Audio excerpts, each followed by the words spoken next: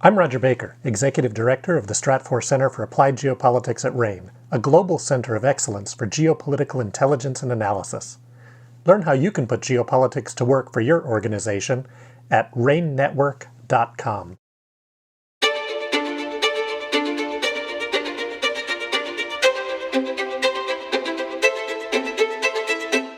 Welcome to RANE's Essential Geopolitics podcast.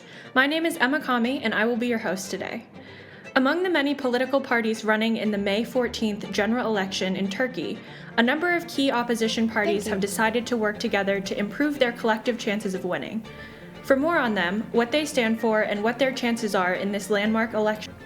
Yeah, so there's, as you said in the intro, there's a lot of political parties in Turkey, and there are a great number of opposition parties who disagree with the current ruling party, the Justice and Development Party, which is helmed by President Recep Tayyip Erdogan. And so there's a lot of parties, but there are a few main ones, there are a few prominent ones.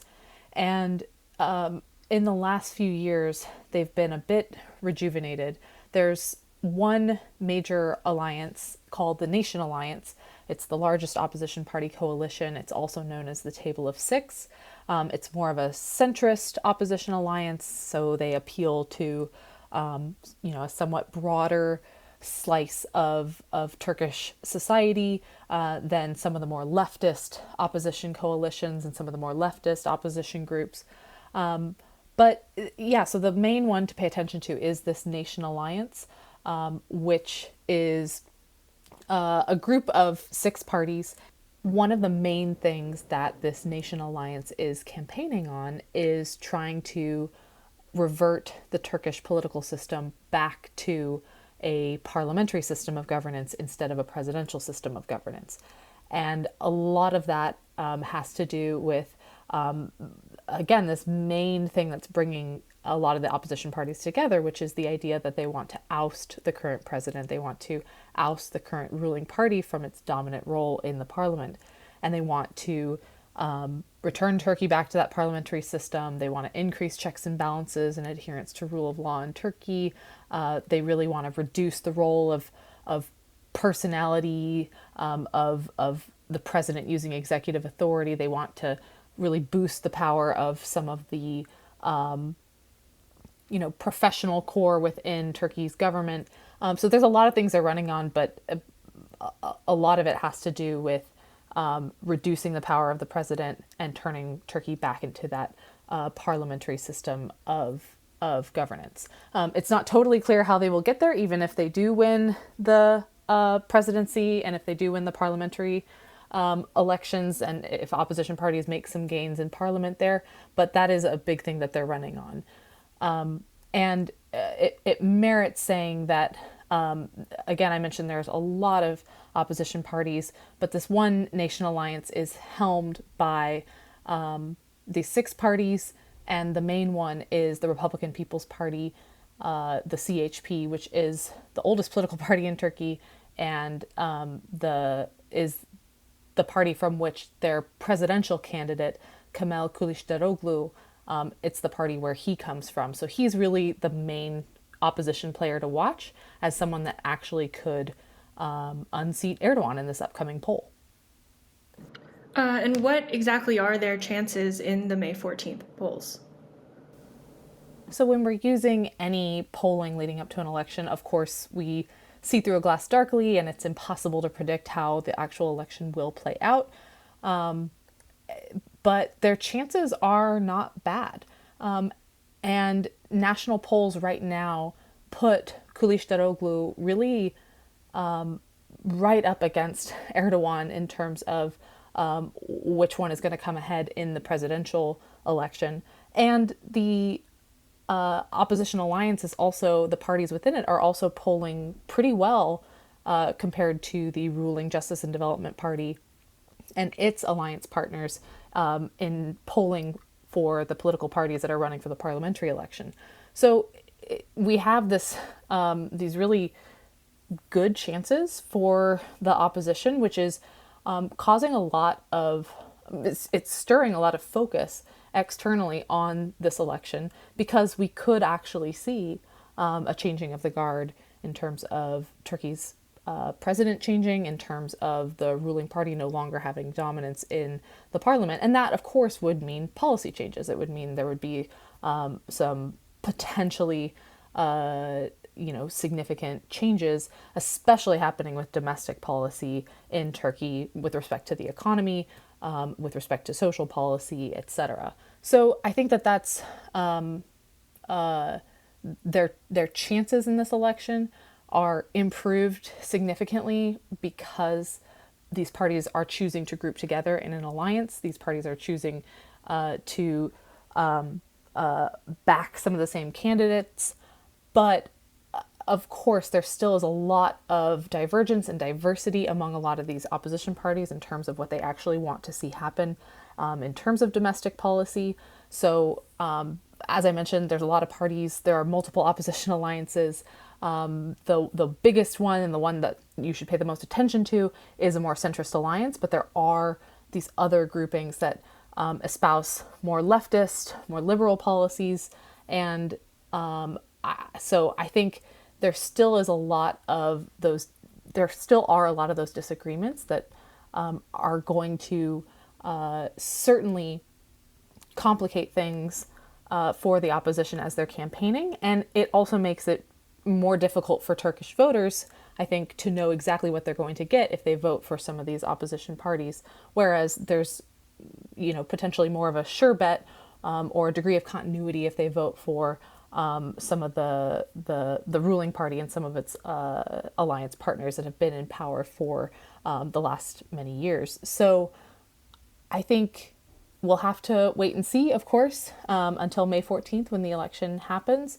But because those national polls are so close between the top candidates for the presidential polls and between a lot of the parties in the parliamentary polls, it's really a tight and exciting election to watch. Could you talk us through why people outside of Turkey should pay attention to this upcoming election? Yes, so obviously this election matters primarily for Turks, for Turkey, but there are a number of reasons why what happens in this election will have an impact outside of Turkey. One, Turkey is one of the biggest and most important emerging economies in the world, and it does have a lot of involvement with the European economy, especially. Europe is Turkey's primary export market. There's a lot of interconnection between the Turkish economy and Europe, as well as the Turkish economy and Asian markets, African markets, Middle Eastern markets, as well as some North American markets as well. So just as an emerging market economy, it is an important one to watch. And one of the main things that could happen if we do see Erdogan lose and if there's an opposition president instead, we would expect some more orthodox monetary policy making. That's been one of the main sort of factors that has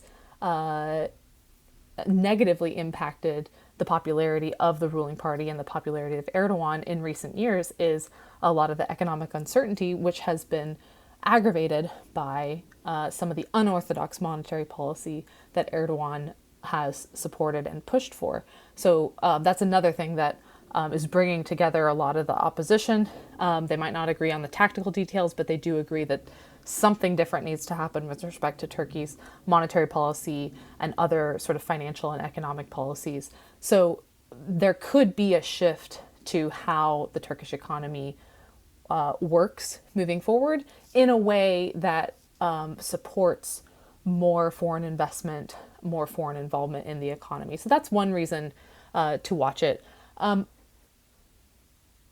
Another key thing to think about from outside Turkey as we're watching this upcoming election is that regardless of who wins the presidency, whether it's Erdogan again or whether it's the main opposition candidate, Kılıçdaroğlu, a lot of foreign policy initiatives won't change, even if Erdogan is no longer president, if he loses this election. And I think that's connected to a really important facet of geopolitics that we talk about a ton internally, which is that a country's geopolitical imperatives and a lot of its national security imperatives are partially determined by geography, by time, by space, by external factors pressing on a country, impacting decision making. And those factors are not going to change no matter who wins an election. And that is part of why a lot of foreign policy initiatives that Turkey has won't change. However, Erdogan himself is quite an outsized personality and is somebody who has a lot of influence over the Turkish government in a way that a number of other leaders might not, were they in the same position. So he's one of those sort of rare figures in geopolitics where you do have to pay outsized attention to the personality and to their personal imperatives, their goals, their ability to conduct decision making. So largely Turkey's foreign policy is unlikely to change dramatically, even if the opposition wins more influence in parliament, and even if they win the presidency. But there will be some subtle shifts. I mentioned before that a lot of the opposition parties agree that they want the diplomatic corps to lead more of Turkey's foreign policy and diplomacy efforts, not the president. If there was a return to the parliamentary system, that would actually be something that is codified and made official. And so that kind of change would be subtle, but it would change how Turkey interacts with the rest of the world. And it could mean less sort of aggressive behavior vis-a-vis Turkey's relationship with Europe. There have been things like Turkey, seeking to stall Finland and Sweden's NATO bids, Turkey being aggressive in the Eastern Mediterranean, things like that. The core reasons why Turkey is doing those things are not going to go away, are not going to shift, but the Turkish government might handle them differently were Turkey helmed by a different president, especially an opposition leader who thinks that some of those actions that Erdogan has taken in recent years have been detrimental to the Turkish economy and to Turkey's standing in the world.